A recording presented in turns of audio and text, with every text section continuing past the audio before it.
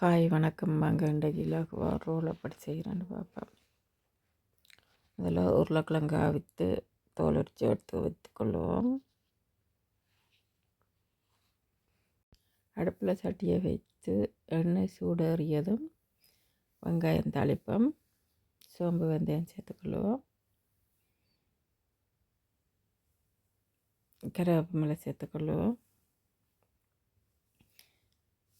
வெங்காயம் பிரிந்து வந்ததும் இறைச்சியை சேர்த்துக்கொள்வோம். இறைச்சிக்கு தேவையான உப்பை சேர்த்து அவிய விடுவோம். இறைச்சியை மூடி அவிந்ததும் இடைக்கட இறைச்சியை கிண்டி விடுவோம். எண்ணெய் சேர்க்காதபடியே இட்டும் தூளை சேர்த்துக்கொள்வோம். உப்பும் சேர்த்துக்கொள்வோம். இறைச்சி சிறக்கு தூளும் போட்டு மூடி விடுவோம். தாளித்த வெங்காயத்தையும் போட்டு இப்பொழுது அவித்த உருளைக்கிழங்கை சேர்த்துக்கொள்வோம். நன்றாக கிளறி விடுவோம். ரோலுக்கு தேவையான கறி ரெடி. இப்போது நாங்கள் ரோல் பேப்பரில் வைத்து உருட்டுவோம்.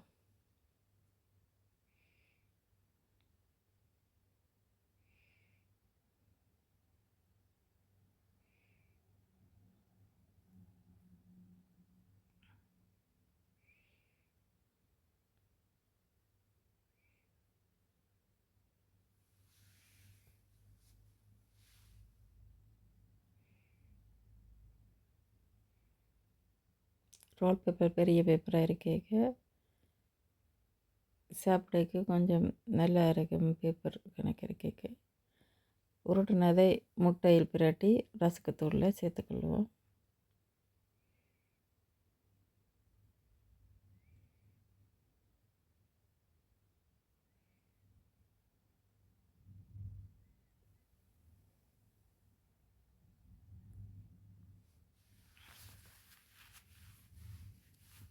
இப்போது நாங்கள் பொரித்து எடுத்துக்கொள்வோம்.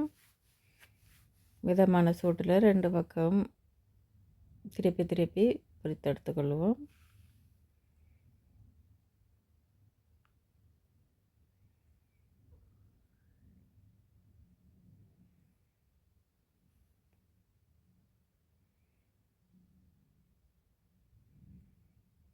சுவையான ரோல் ரெடி. நீங்களும் இதை மாதிரி செய்து பார்க்கலாம்.